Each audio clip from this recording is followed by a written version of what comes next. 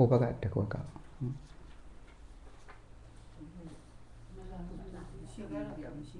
Oh. As a Tila in July on.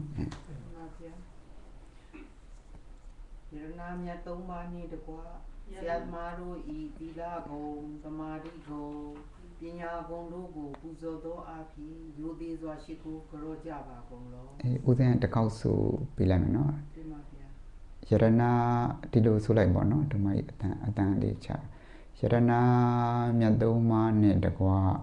Sia Tamado e Tila go, Tamadi go, Pina Gondogo. Budo lo apin, Yudidwa Shiku Grojava Gonglo. No suli? Yirana Yadoma Nidawa, Sia the Madu e Pila Gong, the Madi Gong, Yinya Gondogo, Puzodo Api, Yudidwa Shiku Grojava Gonglo. Oh Gada, Kayagan, Wesigan, Manogan, Diudo, Akikate, Pabyang Yingri, Teshizwa, Nameye, Yambi Kinjang, Kamu Mingala, Tikazi Chin, Juma, Yadana, Tanga Yadana, Yihudo, Yadana Tomba, Siadamarugo, Ayo Adi, Leon Moye, Shiko Buzo, Pumyo Mansho, Gromari, Shimya. Saido Yarana Yadomaru, you did Lily Mia. Lesso Moe, Shiko Budo, Pumio Man, Leo Crogenti Udo, Puzon, Panama Kudukan, Nadu Jao, Beliva, Kaduma, Japishipa, Yanumyungava, Webadi Dialiva, Piatana, Diangava, Namuku, the Chaparuma, Kenlo Yui, Mimido, the Elusia, Tonda, Sulu Sumyadon and the Qua, Obawa, Dodone, Mabone, Pango, Lemian Sons, Yamabudan and Yadi, Picha Vazi. Hambandi Tidrani Nataha Pensa Tilan Tamaya Sami Anokan Kadawa Tilan Deta Mebandi Tutiyampi Hambandi Tidrani Nataha Nawenga Tamanagadan Ubodata Dilan Tamaya Sami Anokan Kadawa Tilan Deta Mebandi Tatiyampi Hambandi Tidrani Nataha Nawenga Tamanagadan Ubodata Dilan Tamaya Sami Anokan Kadawa Tilan Deta Mebandi Yamanwarami Danwarita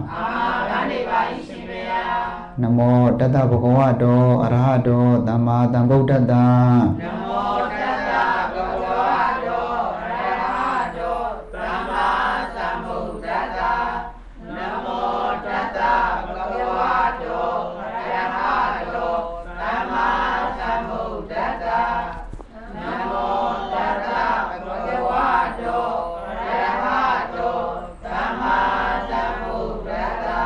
Buddhantaranang Kisami, Dhammantaranang Kisami, Tangantaranang Kisami. Buddhantaranang Kisami, Dhammantaranang Kisami, Tangantaranang Kisami. Dudiyampi Buddhantaranang Kisami, Dudiyampi Dhammantaranang Kisami, Dudiyampi Tangantaranang Kisami. Dudiyampi Buddhantaranang Kisami, Dudiyampi Dhammantaranang Kisami, Dudiyampi Tangantaranang Kisami. တတိယံပိဗုဒ္ဓံတရဏံကိစ္ဆာမိတတိယံပိဓမ္မံတရဏံကိစ္ဆာမိတတိယံပိသံဃံတရဏံကိစ္ဆာမိတတိယံပိဗုဒ္ဓံတရဏံကိစ္ဆာမိတတိယံပိဓမ္မံတရဏံကိစ္ဆာမိတတိယံပိသံဃံတရဏံကိစ္ဆာမိဖရာကိုလည်းစိတ်ဝဲဆွဲအမြဲစိကပ်မည်တရားကိုလည်းစိတ်ဝဲဆွဲအမြဲစိကပ်မည်တန်ဃာကိုလည်းစိတ်ဝဲဆွဲအမြဲစိကပ်မည်တိတရဏဂဟဏံပရိပုံဏံပါဏာတိပါဒဝေရမဏိတိခာဝရံသမာဓိယာမိပါဏာတိပါဒဝေရမဏိတိခာဝရံသမာဓိယာမိသူအတ္တလေမတတ်ပဲအမြဲရှောင်ခြင်းမည်အာဒိနာဒါနာဝေရမဏိတိခာဝရံသမာဓိယာမိအာဒိနာဒါနာဝေရမဏိတိခာဝရံသမာဓိယာမိသူဥစ္စာလေမကိုးပဲအမြဲရှောင်ခြင်းမည်အဗျမစရိယဝေရမဏိတိခာဝရံသမာဓိယာမိမမြတ်တာလဲမကျင်ပဲစိတ်ဆွဲရှောင်ခြင်းမည်မုသာဝါဒဝေရမဏိတိခာဝရံသမာဓိယာမိလိညာ၍လဲမပြောပဲအမြဲရှောင်ခြင်းမည်သူရာမေရယမေဇဗမတဒါနာဝေရမဏိတိခာဝရံသမာဓိယာမိသူရာမေရယမေဇဗမတဒါနာဝေရမဏိတိခာဝရံသမာဓိယာမိတေအယလဲမတောက်ပဲအမြဲရှောင်ခြင်းမည်ဝိကာလဘောဇနာဝေရမဏိတိခာဝရံသမာဓိယာမိ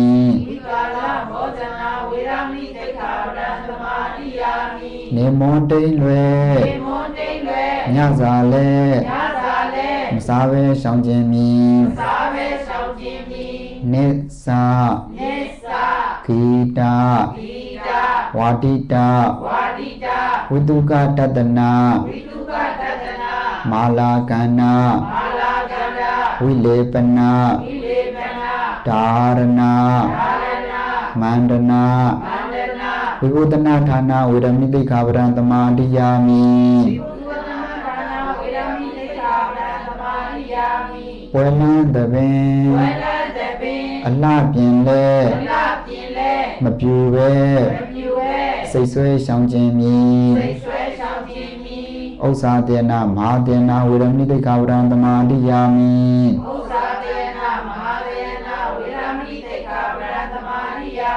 မြင့်မြတ်ရာလဲ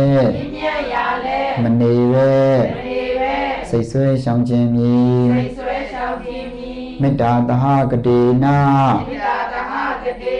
စေတသာတပ္ပပါဏဗုဒေတုပရိဒဝါဝိဟရဏံသမာဓိယာမိတတဝါများမေတ္တာပွားဖြန့်ထားနေထိုင်မည်တုံမေကိုးပါးသီလ၌တည်ကြသဖြင့်သီလဝန္ဒဖြစ်ကြကုန်သောသင်ယောဂီပေါင်းတို့သည်တိတရဏေနာဘုရားတရားတန်ခါဟုဆိုသောသုံးပါးသောတရဏဂုဏ်နှင့်သာအတူတကွနဝင်္ဂတမဏံကတံအင်္ဂါကိုးဓာနှင့်ပြည့်စုံသောဥပောတထသီလံဥပုသ္တိလဟုဆိုအပ်သောဓမ္မံကျင့်ပฏิပတ်ပိက္ခဘုဒ္ဓမြတ်ကိုတာရုကံကတ္တောမကျိုးပေါင်းပြောက်ကြအောင်ကောင်းစွာပြု၍အပမဒေနာအပမရခောညာကောင်းမြတ်သောတတိတရားဖြင့်ဝါတရားရမှာလည်းမမေ့ထိုင်ရမှာလည်းမမေ့ရရမှာလည်းမမေ့သွားရမှာလည်းမမေ့ခြင်းတည်းဟူသောအပမရခောညာကောင်းမြတ်သောတတိတရားဖြင့်တမာတိထပြီးပြီသောအာထုတ်ကြကုန်လောမျက်စိအမြင်ကောင်းသူတွင်မမြင်ကံပမာနာကြားတွင်ကောင်းသူတွင်နာလင်ပင်ပမာစကားပြောတွင်ကောင်းသူတွင်အသွင်ဆုံးပမာပြေဝအာအင် ရှိသူပင်အာအင်နေပမာဤကဲ့သို့ပင်ကျင့်နိုင်လင်တရားမြင်မိသာသာ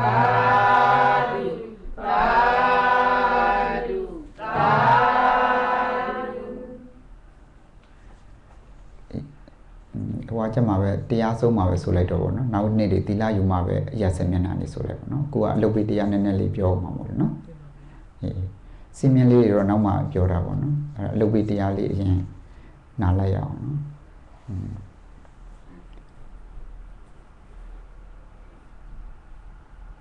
ဒီနေ့ဘယ်နေ့ရက်လဲ2013စက်တင်ဘာ4ရက်နေ့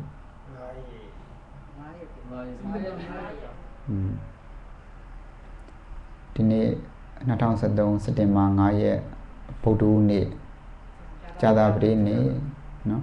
ကြာသပတေးနေ့အော်ရဂွန်ပြည်နယ်ပေါ်တလန်မြို့တိတိမင်္ဂလာကျောင်းအတွင်းမှာစီရင်ကျင်းပတဲ့တရားစခန်းမှာဝိပဿနာအခြေခံအလုပ်ပေးတရားတော်နာကြရအောင်နော်အဲ့တော့ကိုနှစ်သက်တဲ့ဣရိယာပုနဲ့တရားနာလို့ရပါတယ်လက်ဦးကြီးချီပြီးတော့မှအကြာကြီးနေလို့ပဲမလိုပါဘူးနော်ဟိုအဆင်ပြေသလိုသာထိုင်ပါနော်ဦးဇင်းတို့တရားအထုတ်တာတော့ဦးဇင်းပြတ်တဲ့နေ့ကတော့ကျေးဇူးတော်ရှင်မာစီဆရာတော်ဘုရားကြီးညွှန်ပြထားတဲ့နီးနဲ့ပဲပြတ်သွားပါတယ်ဦးဇင်းအဲ့ဒီနီးပဲပြတ်တတ်သွားတယ်ကျန်တဲ့နီးလည်းမပြတ်တတ်ပါဘူးနော်အဲ့တော့ကျေးဇူးတော်ရှင်မာစီဆရာတော်ဘုရားကြီးနီးနဲ့ပဲအဲ့တော့စီမင်းတွေကလည်းပဲကျေးဇူးတော်ရှင်မာစီဆရာတော်ဘုရားကြီးချမှတ်ထားတဲ့နီးအတိုင်းပဲစီစဉ်ထားပါတယ်အဲ့တော့ဦးဇင်းတို့တရားအထုတ်တော်မယ်ဆိုလို့ရှိလို့ရှင်အမှတ်၃မျိုးရှိပါတယ်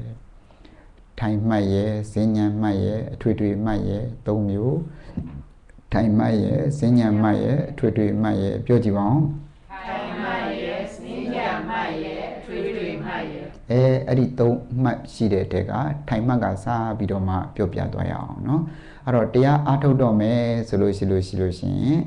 အဲ့ဒါကိုကြာရှိစွာထိုင်နိုင်တဲ့အေးရာပုဂ္ဂိုလ်ရွေးချယ်ရတယ်တင်မလင်ကိုပဲထိုင်ကြုံပဲထိုင်ကိုနှစ်သက်တဲ့ဣရိယာပုဂ္ဂိုလ်ရွေးချယ်လိုက်ပါရွေးချယ်ပြီးတော့မှတင်မလင်ကိုထိုင်ရင်လည်းတင်မလင်ခွဲထိုင်ကြုံထိုင်ရင်လည်းထိုင်ပြီးတဲ့အခါကျတော့ခါကိုဖြောင်းဖြောင်းမတ်ထားလိုက်ပါနော်မျက်လုံးလေးကိုမိတ်ထားပါ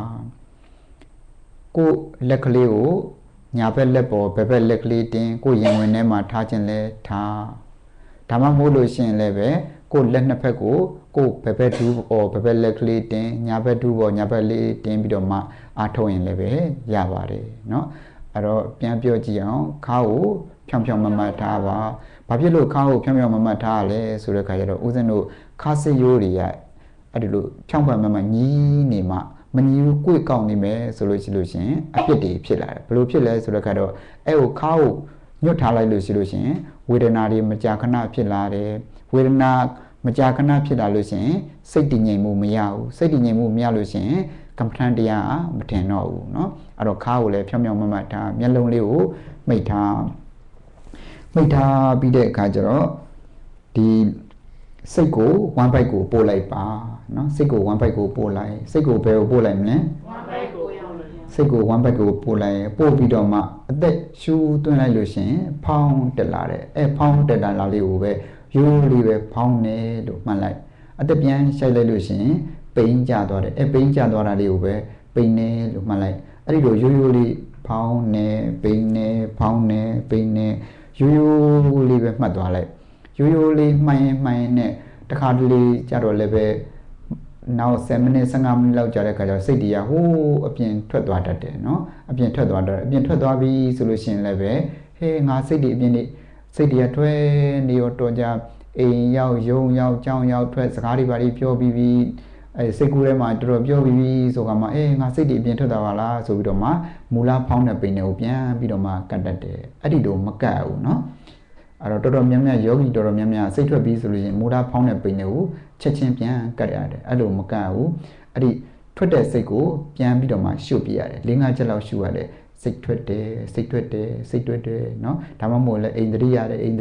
တွေးတယ်စသဖြင့်စိတ်ကို၄-၅-6ချက်လောက်ရှုမှတ်လိုက်အောင်ရှုမှတ်ပြီးဆိုကမှမူလဖောင်းတဲ့ပိန်တွေကိုပြန်မှန်အဲ့တော့ ဖောင်းနေပိန်နေဖောင်းနေပိန်နေမှတ်တဲ့အခါကျတော့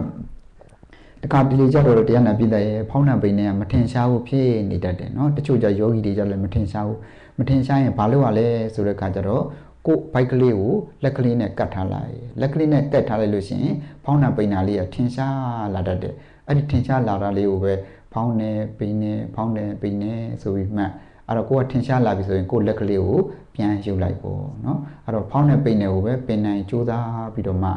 မှတ်ပေါ့နော်အဲ့လိုဖောင်းနေပိန်နေဖောင်းနေပိန်နေတကယ်လို့ဖောင်းနေပိန်နာတိတ်ပြီးတော့မှမှတ်ရတာခက်နေမယ်ဆိုလို့ရှိရင်လည်းပဲထိုင်နေထိတယ်ပြောင်းမှတ်လို့လည်းရပါတယ်เนาะထိုင်နေထိရဲဆိုတာကတော့ထိုင်နေဆိုတာကအပေါ်ပိုင်းအောက်ပိုင်းခွေအပေါ်ပိုင်းထောင်เนาะအောက်ပိုင်းခွေအပေါ်ပိုင်းထောင်လေးကိုအောင်ပြုပြီးတော့မှထိုင်နေထိတယ်ဆိုတာကတော့တင်မားနဲ့ဆိုဖာနဲ့ထိနေတဲ့သဘောလေးနောက်တကဒူးနဲ့ဆိုဖာနဲ့ထိနေတဲ့သဘောလေးเนาะခြေမျက်စိနဲ့ဆိုဖာနဲ့ထိနေတဲ့သဘောလေးထိနေတာတခုကိုအောင်ပြုပြီးတော့မှထိတယ်အဲ့တော့ထိုင်နေထိတယ်ထိုင်နေထိတယ်အဲ့ဒီလိုလဲမှတ်လို့ရပါတယ်เนาะထိုင်နေလို့မှတ်လို့ရှင်ဘယ်အောင်အောင်ပြုရမလဲအောက်ပိုင်းခွေအပေါ်ပိုင်းထောင်တောင့်တင်းနေတဲ့သဘောလေးကိုအောင်ပြုပြီးထိုင်နေတင်မားနဲ့ကြမ်းမြင်နဲ့ထိနေတာလေးကိုထိတယ်ထိုင်နေထိတယ်အဲ့ဒီလိုလေးမှတ်ဒါဖောင်းနေပိန်နဲ့လုံးဝမထင်ရှားတဲ့ယောဂီတွေပြောတာပါเนาะအဓိကပင်နိုင်အပြင်မှတ်မှာတော့ဘာလို့ပဲအဓိကထားမှတ်မှာလဲဖောင်းနေပိန်နေဘာဖြစ်လို့ဖောင်းနေပိန်နေစပြီးတော့မှမှတ်ခိုင်းရတာလဲဆိုတဲ့အခါကျတော့ဦးဇင်းတို့ယောဂီတယောက်ကဝိပဿနာရှုဖို့ရာနှစ်ခုရှိတယ်ရုပ်တရားရဲ့နံတရားရဲ့ဘာနဲ့ပါရှိလဲရုပ်တရားနဲ့နံတရားရုပ်တရားနဲ့နံတရားမှာတရားရှုမှတ်ဖို့အတွက်ရုပ်တရားပိုးပြီးတော့မှထင်ရှားတယ်ပိုးပြီးတော့မှလွယ်ကူတယ်เนาะရုပ်တရားနဲ့နံတရားမှာဘယ်တရားရှုမှတ်တာပိုးပြီးတော့မှလွယ်ကူထင်ရှားတယ်ရုပ်တရားထင်ရှားတယ်ရုပ်မှာလည်းပဲ28ပါးရှိတယ်ရုပ်28ပါးမှာလည်းပဲပထဝီအာဘောတေဇောဝါယောဆိုတဲ့ဓာတ်ကြီး၄ပါးကပို့လို့ထင်ရှားတယ်ပို့ပြီးတော့မှထင်ရှားပါတယ်เนาะအဲကြောင့်မို့လို့ရုပ်28ပါးမှာဘယ်တရားပို့ပြီးတော့မှထင်ရှားလဲပထဝီအာဘောတေဇောဝါယောဆိုတဲ့ဓာတ်ကြီး၄ပါးပို့ပြီးတော့မှထင်ရှားတယ်ထင်ရှားတဲ့အတွက်အဲ့ဒီဓာတ်ကြီး၄ပါးကိုအရင်စရှုရတယ်အဲ့တော့ခုဖောင်းနဲ့ပိန်နဲ့ရှုခိုင်းတာဓာတ်ကြီး၄ပါးတွေကဘယ်တဲ့ဘာကိုရှုခိုင်းတာလို့ဟမ်အာဘောကဝါဖောင်းနဲ့ပိန်နဲ့၄ဝင်တာ၄ထွက်တာဝါယောဖောင်းနဲ့ပိန်နဲ့ဆိုတာဝါယောကိုရှုခိုင်းတာเนาะဖောင်းနဲ့ပိန်နဲ့ဆိုတာဝါယောကိုရှုခိုင်းတာเนาะအဲ့တော့ဦးဇင်းတို့နတ်ဒီဖြစ်မာတွေကြတော့ရုပ်နဲ့နာမ်မှာနံတရားထင်ရှားတယ်တဲ့အတွက်သူတို့ဝေဒနာနုပဒနာတို့စသဖြင့်နံတရားအစရှုကြတယ်เนาะလူပုဂ္ဂိုလ်တွေကြမှာရုပ်တရားနဲ့နံတရားမှာဘယ်ဟာပို့ပြီးထင်ရှားလဲရုပ်တရားမှာလည်းပဲဘယ်ရုပ်တရားပို့ပြီးထင်ရှားလဲဝါယောဆိုတခုတည်းတော့ပြောလို့မရဘူးပေါ့နော်ပထဝီအာဘောတေဇောဝါယောဆိုတဲ့ဓာတ်ကြီး၄ပါးကိုတော့နောက်မှပြောတာပေါ့နော်အဲ့တော့ခုဒီမှာတော့ဘယ်ဓာတ်ကစပြီးရှုတာတော့ဝါယောဓာတ်ကစပြီးတော့မှရှုတာနော်အဲ့တော့ဖောင်းနေပိန်နေဖောင်းနေပိန်နေမှရိုးရိုးလေးမှတ်သွားလိုက်လို့ရှိရင်စိတ်ထွက်သွားလို့ရှိရင်ထွက်နေတဲ့စိတ်ကိုပဲစိတ်ထွက်တယ်အိန္ဒြိရတယ်သတိရတယ်တွေးတယ်စသဖြင့်မှဒီလိုနဲ့မှန်နဲ့ဟိုနိုင်ဝဲလောက်45မိနစ်လောက်ကြာတဲ့အခါကျတော့ပြင်းရင်းလာတယ်နော်ပြင်းရင်းလာတဲ့အခါကျတော့သူကချက်ချင်းမပြင်းရသေးဘူးနော်အဲ့တော့ပြင်းရင်းတဲ့စိတ်ကလေးကိုအရင်အောင်ပြုလိုက်အောင်ပြုပြီးတော့မှပြင်းခြင်းနဲ့ပြင်ပြီးဆိုကမှပြင်းနေရွလေးပြင်းသွားတာလေးကိုပြင်းနေဆိုပြီးတော့မှမှားရတယ်နော်မှတ်ပြီးပြီဆိုကမှမူလဖောင်းနေပိန်နေကိုဖောင်းနေပိန်နေပြန်မှန်နော်အဲ့တော့တတ်နိုင်သေးတော့တီးခံပြီးတော့မှမပြင်းမဲမှားတာပေါ့ဒါပေမဲ့လည်းပဲတိတ်ပြင်းရင်းလာပြီဆိုလို့ရှိရင်လည်းပဲကိုကချက်ချင်းမပြင်းရသေးဘူးဘာလေးကိုအရင်အောင်ပြုလိုက်ရမလဲပြင်းခြင်းနဲ့စိတ်ကလေးကိုအောင်ပြုပြီးတော့ပြင်းခြင်းနဲ့အဲ့ဒါပြီးမှပြင်းနေတွေး၍ပြင်းတာလေးကိုပြင်းနေဆိုတော့မှားရတယ်နော်အဲ့ဒီလိုနဲ့တရားမှန်ရင်နဲ့တခါတလေကြတော့လည်းပဲခေါင်းကရားလာတာလေးရှိတယ်နော်လက်မောင်းကရားလာလေးရှိတယ်တိတ်ရားလာလို့ရှိလို့ရှင်လည်းလက်ကလေးကိုရား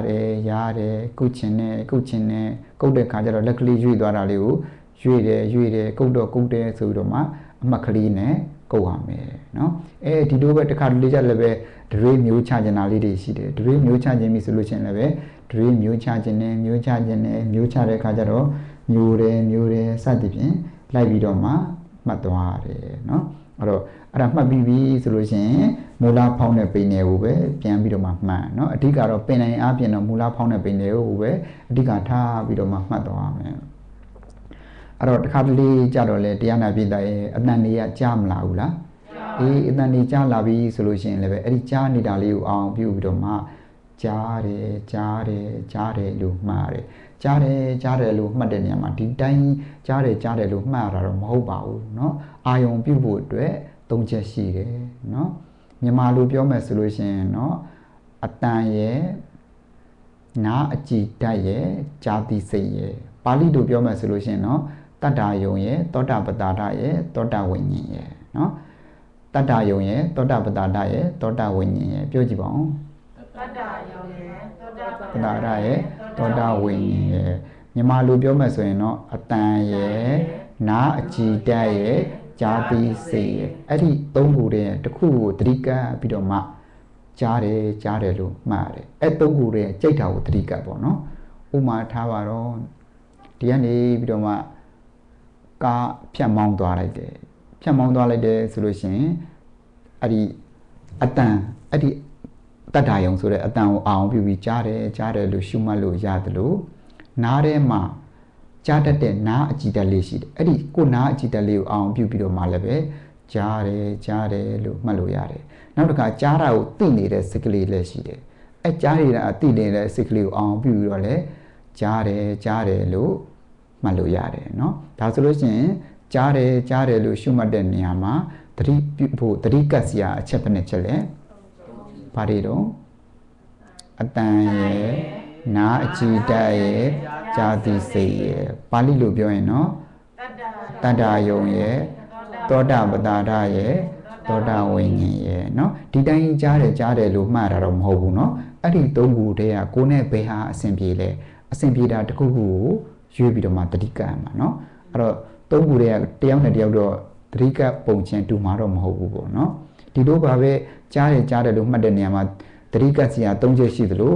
နာနာစားတာထိတွေ့တယ်မှာစသည်ပါလဲ၃ချက်ရှိနေတယ်ဥပမာနာနဲ့ဆိုလို့ရှိရင်လည်းပဲဘယ်လိုမှတ်မလဲအဲ့တော့နန်းနဲ့ဥမာဟင်းနန်းနေနန်းလာမယ်ပြုတ်စီနန်းနေနန်းလာမယ်တခြားအနံ့နေနန်းလာမယ်ဆိုလို့ရှိရင်လည်းပဲနန်းနဲ့ဆိုလို့ရှိရင်အနံ့ရဲ့နန်းနဲ့နှာခေါင်းရဲ့နန္တိစိတ်ရဲ့အဲ့ဒါလေးသုံးခုရဲ့တစ်ခုခုအာယုံကပ်ပြီးတော့မှမှန်မယ်နော်ဟိုခန္ဓာယုံရဲ့ခန္ဓာပတာရရဲ့ခန္ဓာဝိညာဉ်ရဲ့တခုကိုသတိကပ်ပြီးတော့မှမှန်မယ်နော်အဲ့တော့ဒီတိုင်းကြားတယ်နန်းနဲ့လို့မှတ်ရတာတော့မဟုတ်ဘူးပေါ့နော်အဲ့ဒီသုံးခုတွေကတခုကိုသတိကပ်ပြီးတော့မှမှတ်သွားတယ်မှတ်ပြီးပြီဆိုလို့ရှိရင်မှတ်ပြီးသွားလို့ရှိရင်ဘယ်ကိုပြန်လာမလဲဖောင်းတဲ့ပိန်တွေကိုပြန်ပြီးတော့မှလာဒီလိုပါပဲတရားနာတည်ပြီး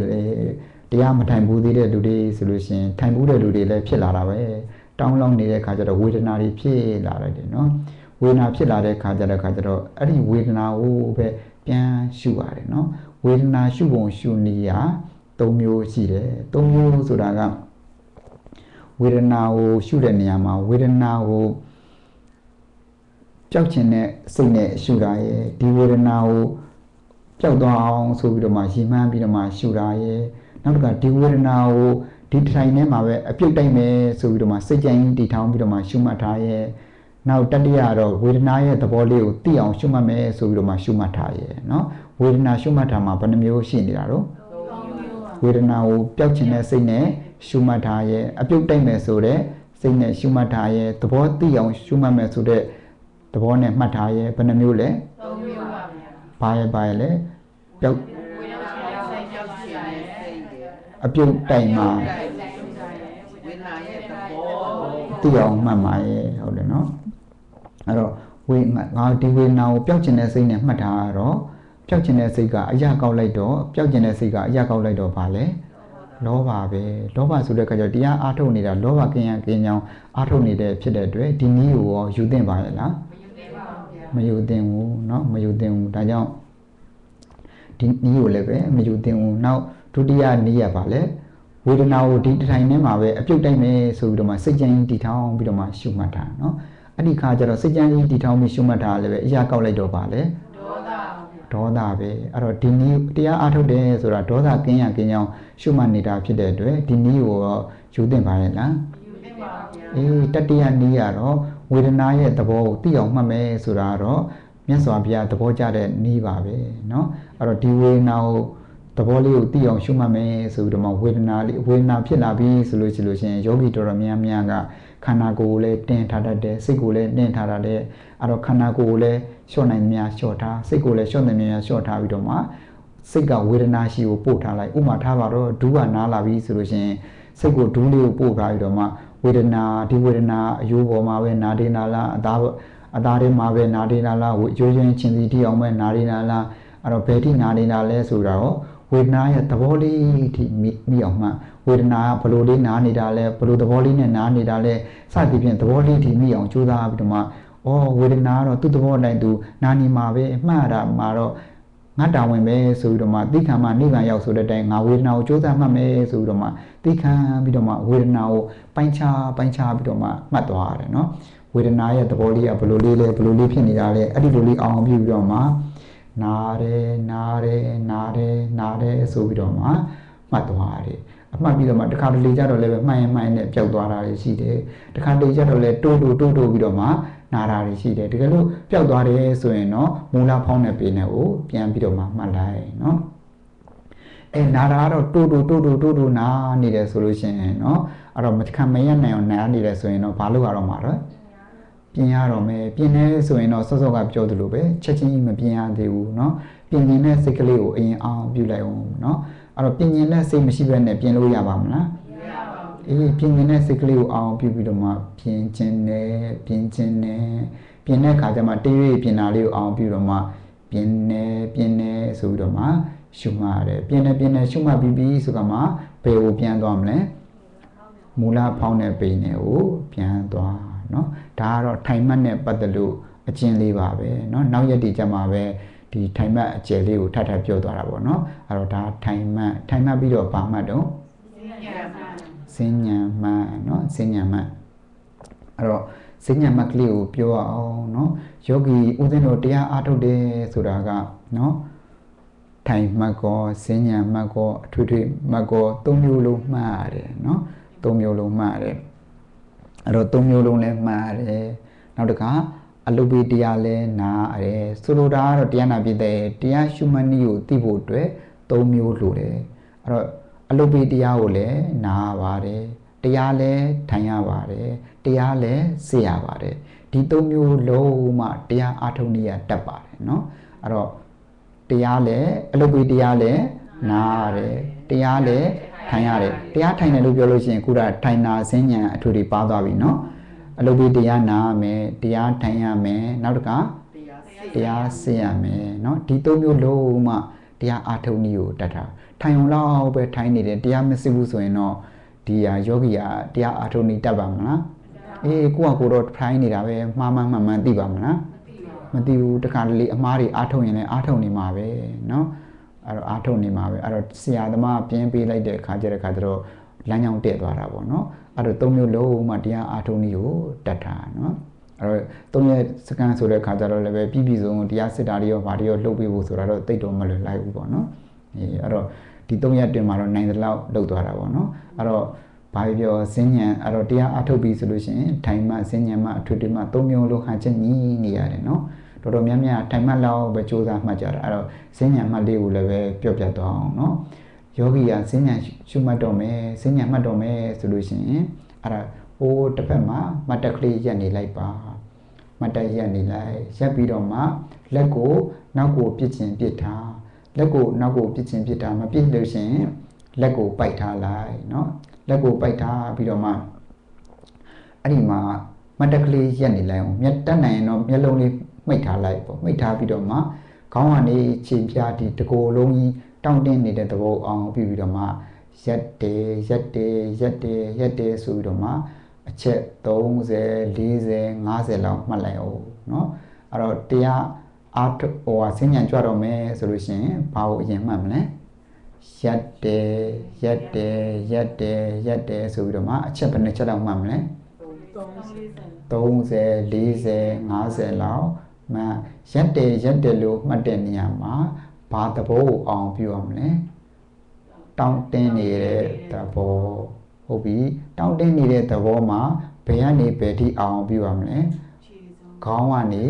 ခြေပြားထိပြည့်စုံအောင်ပြောရမယ်ဆိုလို့ရှိရင်တော့ခေါင်းကနေခြေပြားထိတောင်းတင်းနေတဲ့သဘောအောင်ပြုပြီးတော့မှရက်တယ်လို့မှတ်မယ်ဟုတ်ပြီနော်ရက်တယ်လို့မှတ်တဲ့နေရာမှာ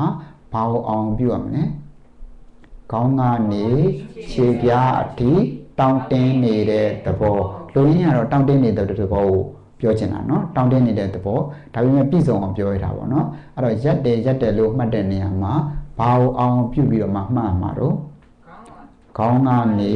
ခြေပြားအထိတောင်းတင်းနေတဲ့သဘောเนาะသဘောနောက်မှသဘောတရားကိုသဘောကိုရှင်းမယ်เนาะအဲ့တော့အဲ့ဒီသဘောကိုအောင်ပြုပြီးတော့မှရက်တယ်ဘယ်နှချက်တော့3-50ပေါ့နော်မှတ်အဲ့ဒီလိုမှတ်ပြီးပြီဆိုကမှဈဉ္ဉံကြွတော့မယ်ဈဉ္ဉံကြွတဲ့နေရာမှာတော့မျက်လုံးလေးကိုဖွင့်ပြီးတော့မှရှောက်ပိတ်ပြီးတော့မှမရှောက်ဘူးเนาะအဲ့တော့မျက်လုံးလေးကို4,000ပဲကြည့်မယ်လက်ကိုပိုက်ချင်ပိုက်မယ်ဒါမှမဟုတ်လက်ကိုနောက်ပစ်ထားမယ်လက်ကိုတော့အောက်ကိုချမထားဘူးเนาะချမထားဘူးဟုတ်ပြီเนาะအဲ့တော့မျက်လုံးကိုဘယ်လောက်ကြည့်မလဲ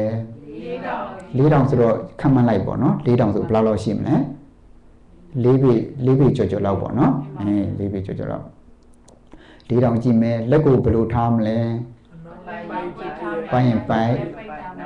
နောက်ပြင်းဘာတော့မလုပ်ရဘူးလဲဟုတ်ပြီအဲ့တော့အဲ့ဒီကနေစတော့မယ်ဦးဇင်းတို့ဈဉ္ဉံမှတ်ပုံက3မှတ်6မှတ်စသည်ဖြင့်ရှိပါတယ်ဒီတရားစကားမှာတော့3မှတ်နဲ့ပဲသင်သွားအောင်เนาะအဲ့တော့မှတ်တော့မယ်ဆိုလို့ရှိရင်ဈဉ္ဉံကြွတော့မယ်ဆိုဘယ်လန်းနဲ့ညာလန်းနဲ့စလိုက်ပေါ့เนาะအဲ့တော့စိတ်ကိုခြေထောက်ကိုပို့လိုက်ပါပို့ပြီးတော့မှတပွားစာလေးပဲကြွဘယ်လန်းတယ်ညာလန်းနဲ့ဘယ်လန်းနဲ့ညာလန်းနဲ့တပွားစာလေးပဲကြွအဲ့တော့စိတ်ကိုဘယ်ကိုပို့လိုက်မလဲခြေထောက်ကိုပို့ခြေထောက်ပုံနဲ့တရက်ကြီးရတော့ဝိပဿနာရှုဖို့ရမဟုတ်ဘူးเนาะအဲ့ဒီရွေ့သွားတဲ့သဘောလေးကိုပဲအောင်ပြီးတော့မှ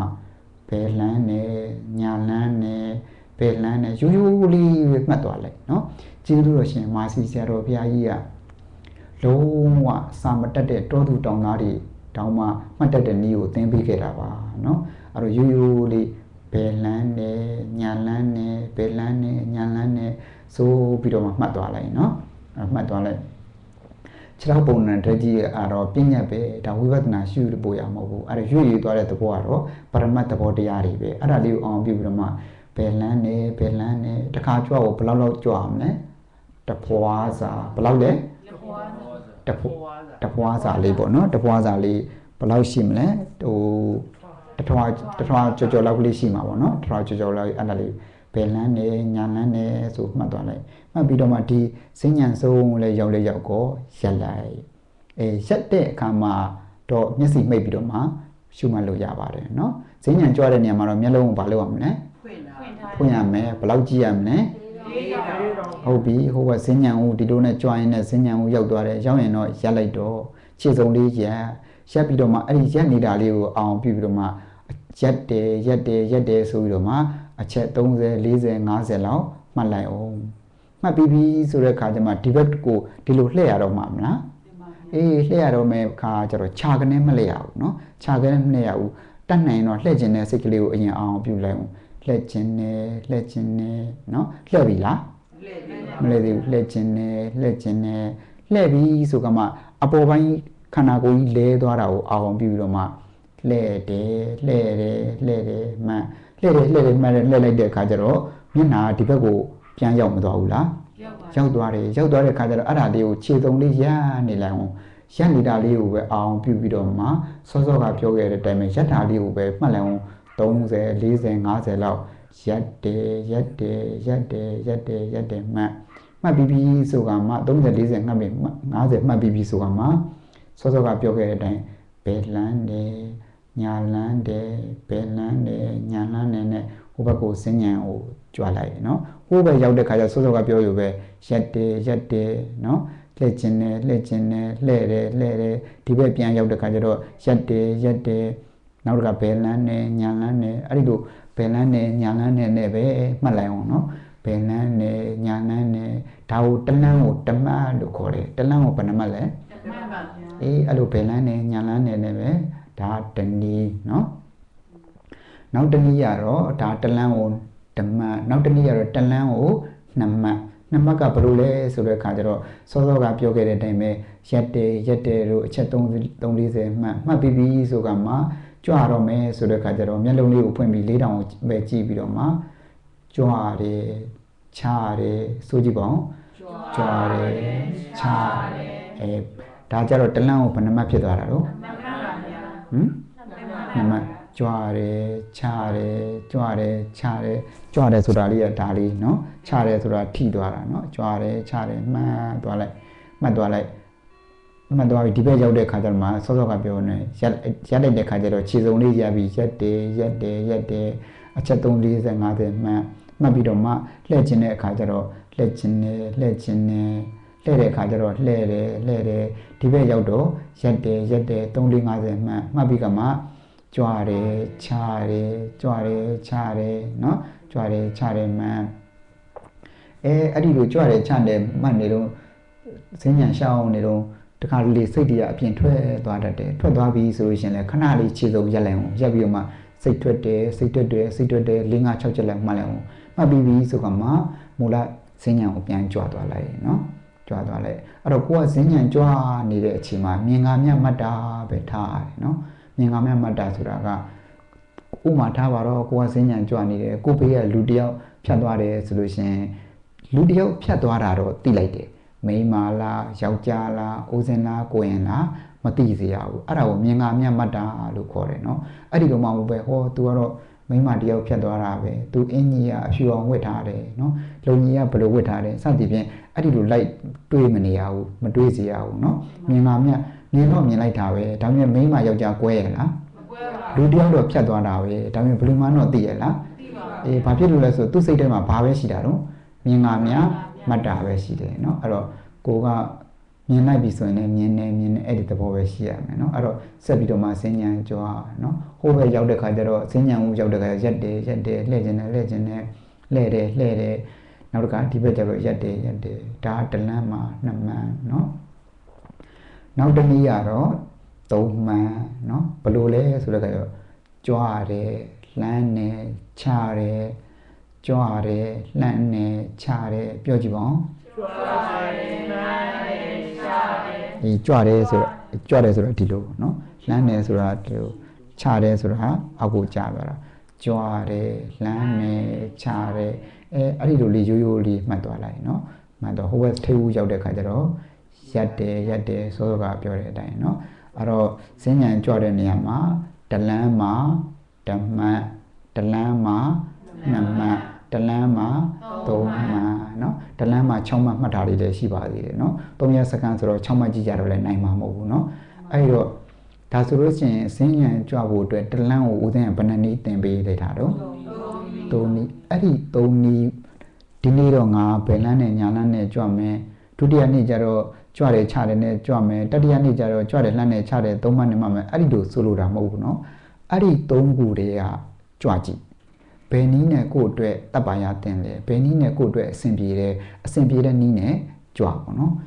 तू ကကြွတယ်လှမ်းနဲ့ချတယ်3မှတ်မှတ်လို့ငါလည်းပဲသူ့ကိုသူနဲ့မိအောင်လိုက်မှတ်မယ်အဲ့ဒီလိုဆိုလိုတာမဟုတ်ဘူးเนาะကိုကဘယ်လန်းနဲ့ညာလန်းနဲ့တပ်ပါရတင်ဘယ်လန်းနဲ့ညာလန်းနဲ့ပဲမှန်เนาะနောက်တစ်ခါကိုက2မှတ်ကြွတယ်ချတယ်မှတပ်ပါတင်လဲဆိုရင်လည်းကြွတယ်ချတယ်မှကိုကအဆင်ပြေသလိုသာမှန်เนาะဒါဆိုလို့ရှိရင်စဉ္ညာကြွပုံလေးအသင့်တင်တော့တည်သွားပြီလားအေးအဲ့တော့လက်တွေလေးရှောက်ကြည့်လိုက်အောင်เนาะလက်တွေလေးရှောက်ကြည့်လိုက်အောင်ကဲဦးစင်အခုမာရလားအေးကဲမတ်တရက်အဲ့ဒီကနေသင်္ကန်းတခြားပြန်ကြုံလိုက်ဟိုလက်အနေထားမြင်အောင်ဟိုဟာလေးပါလှုပ်လိုက်ပါလားဟိုလက်ကလေးပေါ်အောင်လှုပ်လိုက်ဒါမှမြင်အောင် ဟိုလေးပါအပေါ်လေးနည်းနည်းတင်လိုက်ဟိုလက်ကလေးဒါမှဟိုလေးပြလို့ရဟုတ်လက်မောင်းလေးတွေဒါမှလက်အနေထားသိစေချင်လို့ဟုတ်ပြီအဲ့တော့ဟုတ်ပြီချက်အဲ့လိုထားမယ်ထားပြီးတော့မှလက်ကိုပိုက်ချင်ပိုက်လက်ကိုပိုက်ရင်ပိုက်မပိုက်ရင်လက်ကိုနောက်ကိုပစ်ထားနော်ဟုတ်ပြီလက်ကိုပစ်ထားမျက်လုံးကိုဘာလုပ်ထားမလဲအဲ့မဟုတ်ဘူးအဲ့မလုပ်သေးဘူး4000ကဈဉ္ဉံကြောက်မှာ4000နော်ကိုကရက်တယ်နဲ့စမှာမဟုတ်လို့နော်မျက်လုံးကိုဘာလုပ်မလဲမိတ်ထားပြီးတော့မှရက်တယ်လို့မှတ်မယ်ကဲဘယ်ကအရင်စမလဲရက်တယ်ရစမယ်နော်ဘယ်ကအရင်စမလဲရက်တယ်ဘယ်နဲ့ချက်လောက်စမလဲ30 40 50လောက်နေဟုတ်ပြီနော်ရက်တယ်လို့မှတ်တဲ့နေရာမှာဘာကိုသတိကပ်ရမလဲတောင်းတင်းတာမူရင်းပေါ့နော်ခေါင်းကနေခြေပြားဒီတောင်းတင်းနေတဲ့သဘောကိုအောင်ပြုပြီးတော့မှရက်တယ်ကဲဦးင်းဟိုရက်တဲ့နေရာမှာတော့ဆိုရမှာတော့မဟုတ်ဘူးပေါ့နော်ဆိုရမှာတော့မဟုတ်ဘူးဒါပေမဲ့ဒီမှာတော့သင်ပေးတဲ့အတွက်ဦးစင်းကပါဇက်ကနေဆိုလိုက်ပေါ့နော်ကဲဆိုလိုက်ပါအောင်ရက်တယ်အတန်ထွက်ဆိုမယ်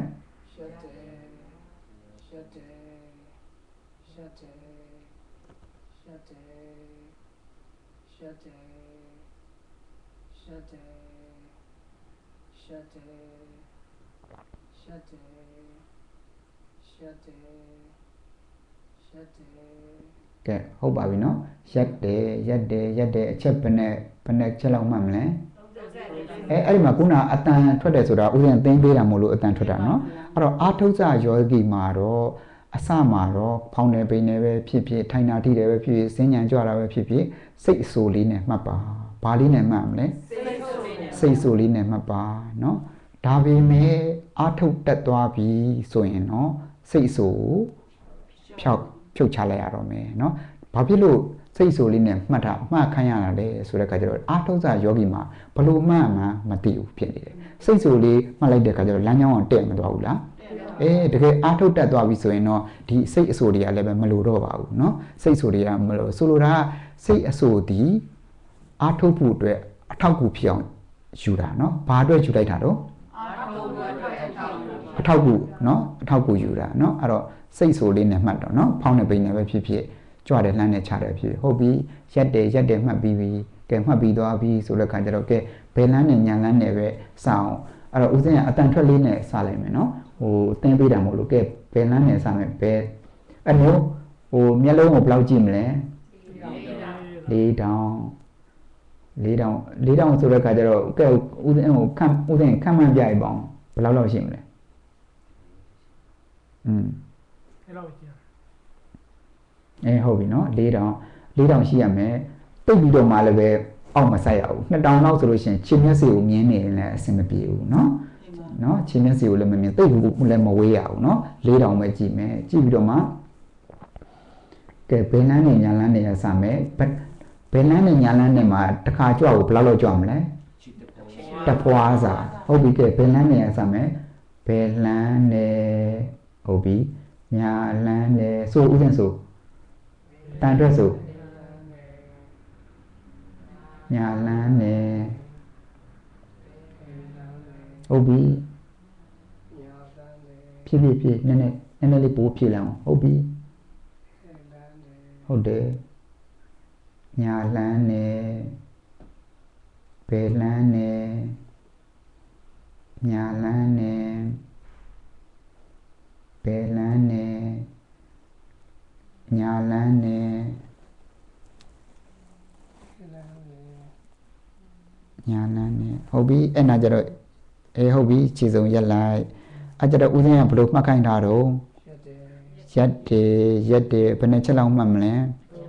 ကဲဆိုဦးစင်းအတန်ထွက်ပြီဆိုဒါသင်ပေးတာမို့လို့ဆိုရက်တယ်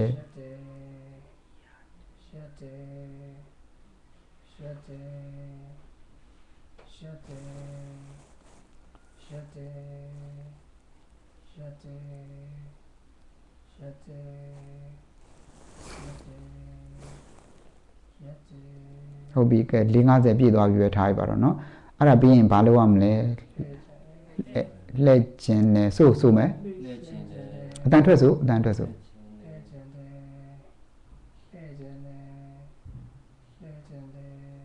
3-4ချက်လောက်မှတ်လိုက်ရတယ်နော်လှည့်ကျင်တယ်ပြီးရင်ဘာကိုမှတ်မလဲ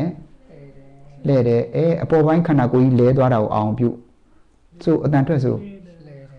ဟုတ်ပြီအဲ့ဒါကြီးじゃမျက်လုံးလေးမိတ်လက်ဟုတ်ပြီမှန်တယ်ဟုတ်ပြီပြီးတော့ဘာလေးနေလိုက်မလဲခြေစုံလေးရက်လိုက်မယ်ဆက်ပြီးဘလို့မှတ်ခိုင်းတာတော့ဟုတ်ပြီရက်တယ်ဆိုမှ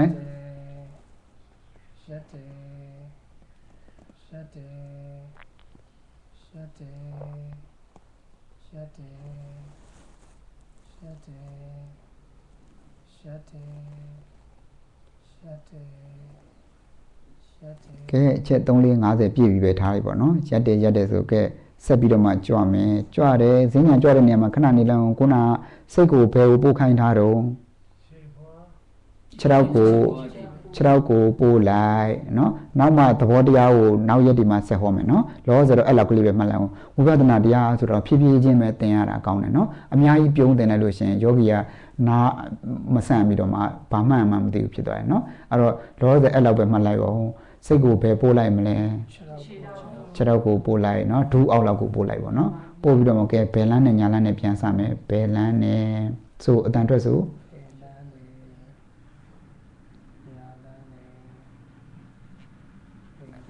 ကွက်တီကြပါသေးလေဘယ်လန်းနဲ့ဆိုတာနဲ့ကိုကလှမ်းပြီးသားဘယ်လန်းနဲ့ကွက်တီကြပါသေးနော်ဆိုတာနဲ့လှမ်းတာနဲ့ကွက်တီပစ္စုပန်ကြပါသေးတော့ကြဆိုတာတခြားလှမ်းတာတခြားဖြစ်နေမယ်ပြန်ကဲ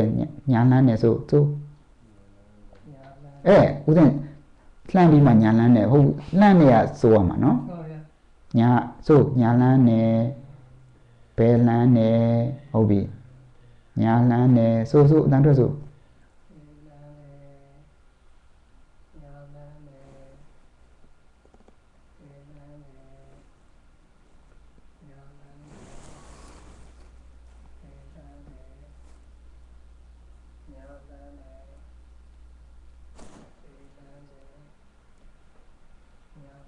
ဟုတ်ပြီဈဉ္ညာဦးကြတော့ရက်လိုက်တော့ဆိုမှဘယ်လိုမှတ်ခိုင်းထားတော့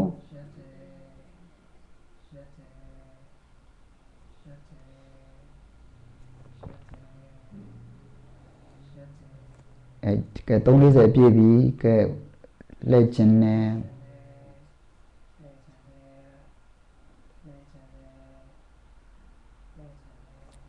လဲတယ်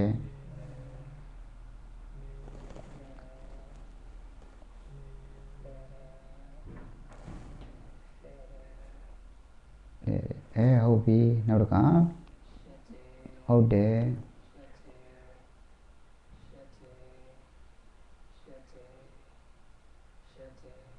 ဟုတ်ပြီအဲ့ဒါပြီးတဲ့ခါကျတော့အခုဒါတလန်းကို1မှတ်နောက်တလန်းကို2မှတ်ကြွအောင်ကြွတယ်ချတယ်ကဲတခြားအဲ့ဒါကွက်တီကြပါသည်ကြွတယ်ဆိုရင်လည်းပဲကြွတယ်ချတယ်ဆိုရင်လည်းချတယ်အစိုးနဲ့လှမ်းတာနဲ့ကွက်တီဖြစ်ပါစေကဲဆိုမယ်အတန်လေးထွက်ကြွတယ်ချတယ်ကြွတယ်ချတယ်ဟုတ်တယ်ကြွတယ်ချတယ်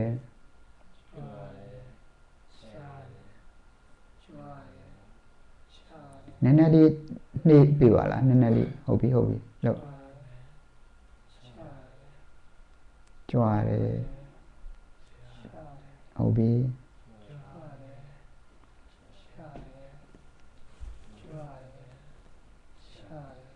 ဟုတ်ပြီ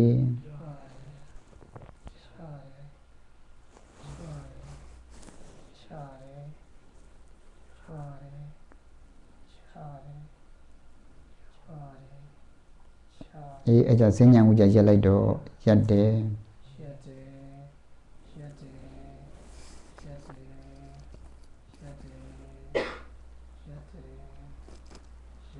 လက်ကျင်နေ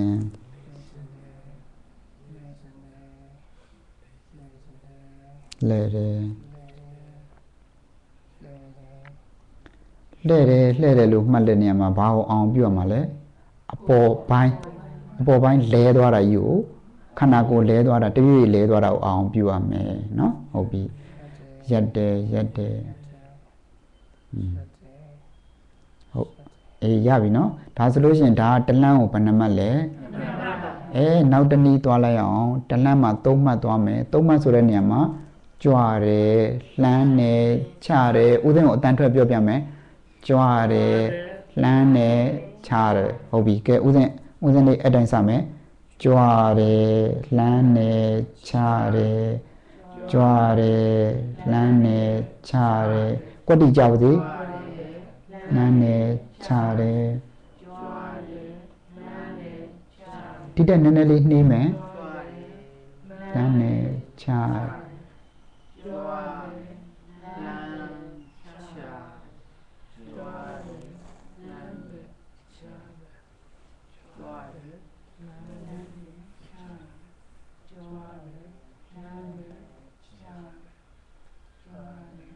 လမ်းနဲ့ချတယ်ကြွားတယ်လမ်းနဲ့ချတယ်ကြွားတယ်လမ်းနဲ့ချတယ်ဟုတ်ပြီအဲ့မှာစဉ္ညာဥမာရက်လိုက်ရက်တယ်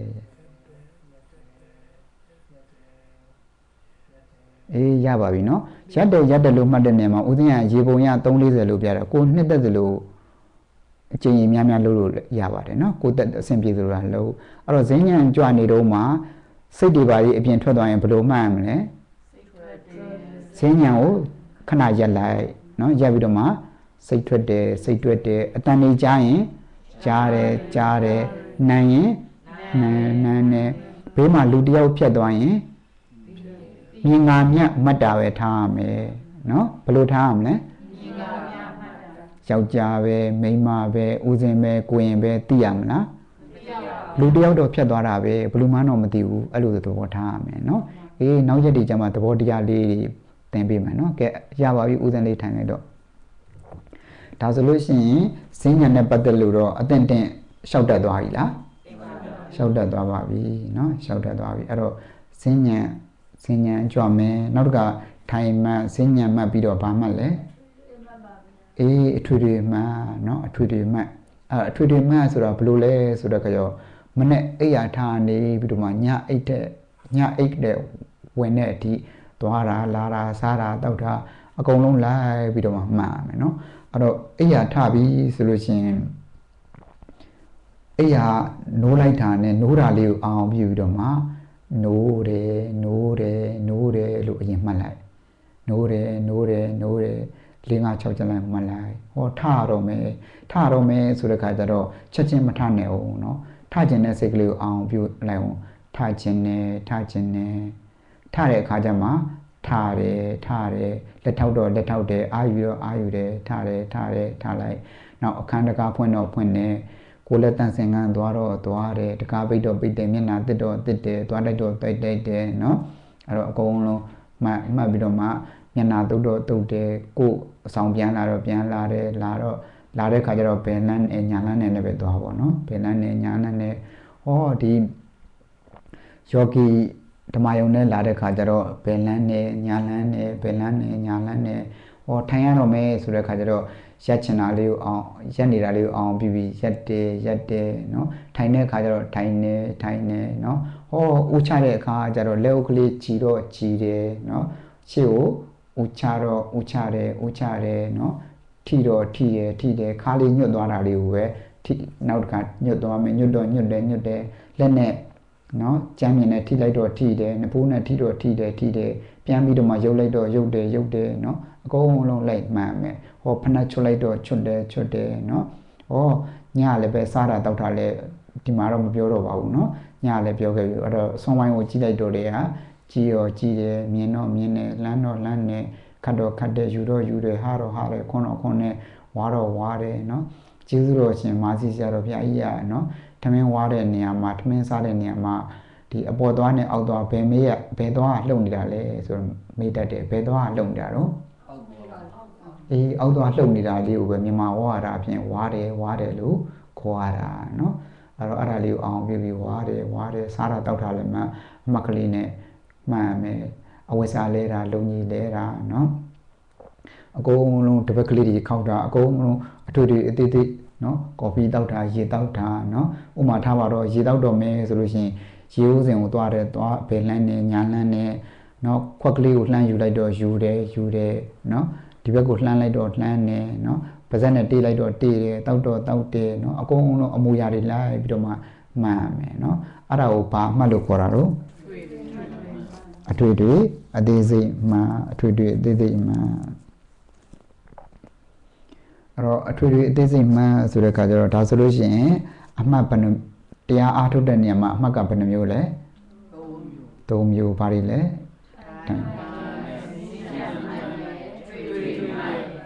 ဟုတ်ပြီနော်အဲ့တော့ဦးဇင်းတို့တရားအားထုတ်တဲ့နေရာမှာသိထားမှာပစ္စုပန်လည်းတည်ရမယ်ထင်ရှားလည်းရှိရမယ်ပစ္စုပန်လည်းတည်ရမယ်ထင်ရှားလည်းရှိရမယ်ပြောကြည့်ပါဦးပစ္စုပန်လည်းတည်ရမယ်ထင်ရှားလည်းရှိရမယ်ဟုတ်ပြီဥမာထားပါတော့ဖောင်းနေပိနေမှတ်နေတယ်မှတ်နေတဲ့ခဏမှာတစ်ခါတလေနှလုံးကနေပြီးတော့မှဒုတ်ခုံးလာတာတွေမရှိဘူးလားရှိတယ်ရှိတဲ့အခါကျတော့တရားအားထုတ်တဲ့နေရာမှာမှတ်တဲ့နေရာမှာအင်္ဂါဘယ်နှချက်ဘာတွေတော့ခုနပြောတာလေပစ္စုပန်လည်းတည်ရမယ်ထင်ရှားလည်းရှိရမယ်ဆိုတဲ့အခါကျတော့ကဲဒါဆိုလို့ရှိရင်ဖောင်းတဲ့ပိန်နဲ့ကို့မှာဖောင်းတဲ့ပိန်နဲ့ရလည်းပဲပစ္စုပန်တဲ့မနေဘူးလားဒီနှလုံးခုန်နဲ့ဒုတ်ကလည်းပဲပစ္စုပန်တဲ့မနေဘူးလားဒီအင်္ဂါတစ်ချက်မညီဘူးလားနှစ်ခုလုံးညီမနေဘူးလားနောက်အင်္ဂါတစ်ချက်ကပါလေအဲ့တော့ဒုတ်ဖြစ်နေတာရဲ့ဖောင်းနာပိန်နာရဲ့ဘယ်ကပိုထင်ရှားတော့ကိုထင်ရှားတာကိုရွေးလိုက်ရမယ်နော်ဒုတ်ကထင်ရှားတယ်ဆိုရင်ဖောင်းနာပိန်နာလေးကိုခဏရက်ပြီးတော့မှအရင်တည်းကခုံးနေတာလေးကိုခုံနေလို့မှန်မယ်ဥမာထင်ရှားတာပြောမယ်ဆိုလို့ရှိရင်တော့တရားနာပြည်သားရေချိုးနေတဲ့နေရာမှာဖောင်းနာပိန်နာရောထင်ရှားမနေဘူးလားထင်ရှားတယ်ရေချိုးတာရောမထင်ရှားဘူးမဟုတ် sorry ဟိုရေချိုးတဲ့နေရာမှာရေချိုးတဲ့နေရာမှာဒီဖောင်းနာပိန်နာကလည်းပစ္စုပန်တဲ့တယ်ရေချိုးတာလည်းပစ္စုပန်တဲ့တယ်ဟောထင်ရှားတာကြတော့ဘယ်လိုကထင်ရှားလဲထင်ရှားတယ်အဲ့ဒါပြောချင်တာနော်ပစ္စုပန်လည်းတဲ့ရမယ်ထင်ရှားလည်းရှိရမယ်နော်ထင်ရှားလည်းရှိရမယ်ပစ္စုပန်တော့တဲ့နေတာပဲထင်ရှားမရှိလို့ရှိရင်တော့မှားတာအဆင်ပြေပါမလားဥပမာထားပါတော့နော်ဒူးကနားလာတယ်အဲ့တော့ဖောင်းနာပိန်နာရောဒူးနာတာရောပစ္စုပန်မတည့်ဘူးလားတဲ့ပါဘူးပစ္စုပန်တဲ့တယ်ဒါပေမဲ့ဘသူကပိုးထင်ရှားတော့ဒူးနာတာထင်ရှားတယ်နော်ဒူးနာထင်ရှားတယ်အဲ့တော့ပစ္စုပန်လည်းတည့်ရမယ်အဲ့တော့ထင်ရှားလည်းရှိရမယ်နော်နောက်တစ်ခုကအထာဂရတွေမှာဥမာနဲ့ပြောထားတယ်နော်အဲ့တော့ဒီယောဂီတရားအားထုတ်တယ်ဆိုတဲ့ယောဂီကပင့်ကူလိုပဲတဲ့နော်ပင့်ကူအိမ်မြင်ဘူးတယ်မလားမြင်ဘူးပါတယ်ပင့်ကူကဘယ်မှာနေတော့အလဲပါနေဟောဘေးမှာသားကောင်လေးတစ်ကောင်ပိုးကောင်လေးတစ်ကောင်ကလာညှိတဲ့အခါကျတော့ပင့်ကူကဘယ်ဟိုသွားတော့ပိုးကောင်ရှိသွားဥနှောက်ချင်းစီကိုဥနှောက်ကိုဖောက်တောက်ပြီးလို့ရှိရင်ဝပြီးဆိုရင်ဘယ်ဟိုပြန်လာတော့အဲ့ပင့်ကူတိုင်းအဲ့တိုင်းပါပဲတဲ့တရားအားထုတ်နေတဲ့ယောဂီကလည်းမူလပင့်နိုင်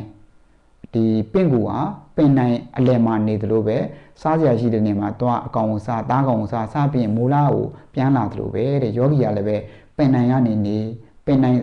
မှာဖောင်းတဲ့ပိန်နဲ့မှာထားပြီးတော့မှဒီဥမာဒူးကနားလာလို့ရှိလို့ရှင်ဘယ်ကိုသွားလိုက်မလဲဒူးရှိသွားပြီးတော့မှအဲ့လိုဒူးရှိသွားပြီးတော့မှ